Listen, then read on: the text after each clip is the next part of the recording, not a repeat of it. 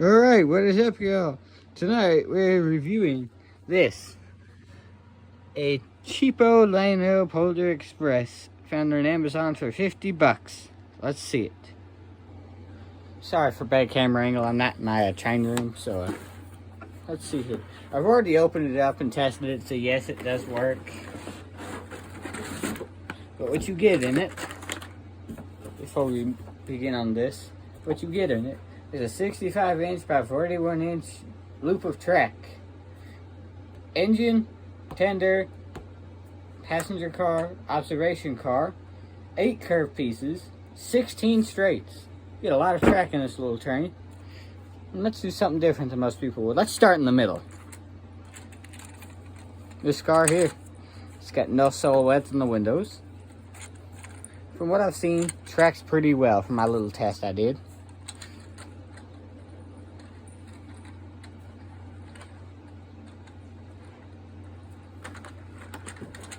Give me a second, my kitten's creating issues.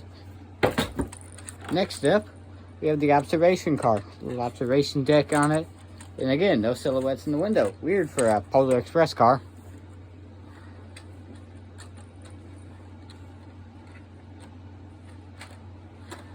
I'll fight with a tender.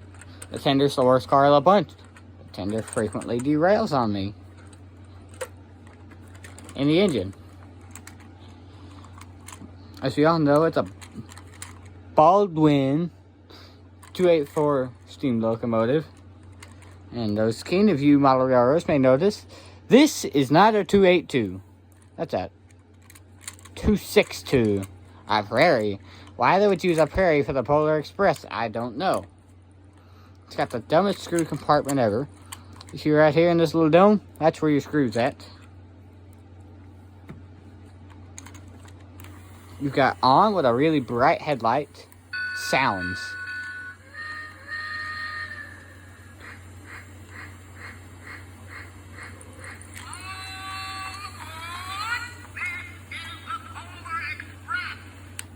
Well, let's see it on the track.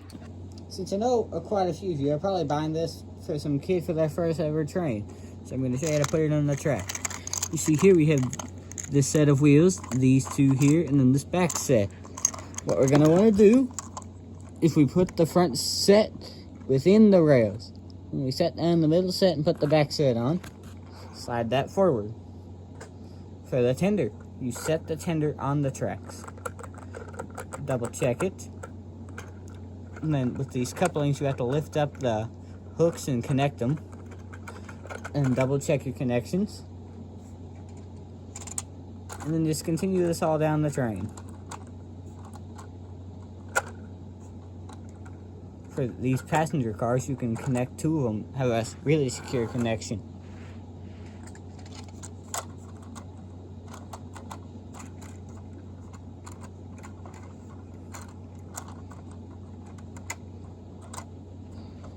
Some of these cars are quite hard to couple, I would give. The couplings do not get a 10 out of 10. There's like British couplings for some reason. And there you go. You're on the tracks. Then this little switch, there's a switch right here. You guys can't see it, can you? No. Okay. There's a switch located right here. Turn that on and away you go.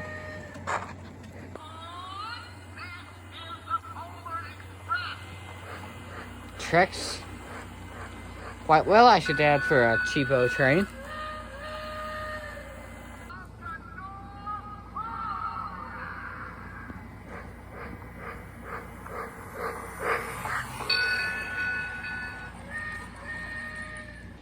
And yes, there's sounds in this thing, so for those psychopaths who want to hear all the sounds, here you go.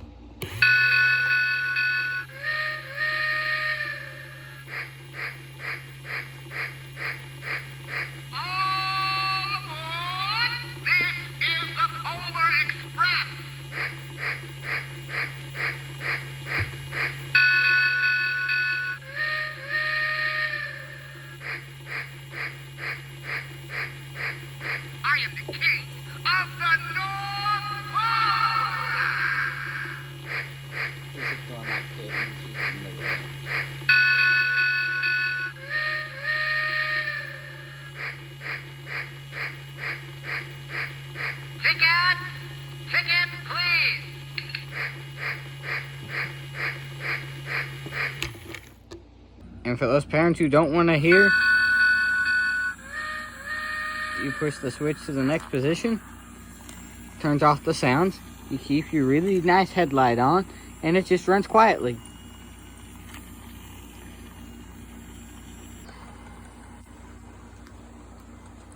See, it has a pretty good light.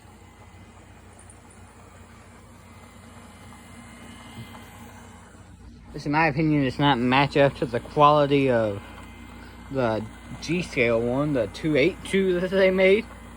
Still not accurate, but a bit more accurate than this. For a kid, this would be a great first train set. Hey, co-pilot, say hi! This engine is not definitely the highest of quality, but I will say it's run quite well. It's run for an hour or so doing this on just cheap alkaline batteries. I would recommend putting lithium batteries in it because the sounds go from that really nice high pitch to a crappy low pitch. Whoa, whoa. Like they're struggling, but the engine runs fine. It pulls off forwards cars with no problem. So if you're a serious modelist, I would not recommend this. But if you're trying to get someone started in the hobby, this may be your ticket. Thank you.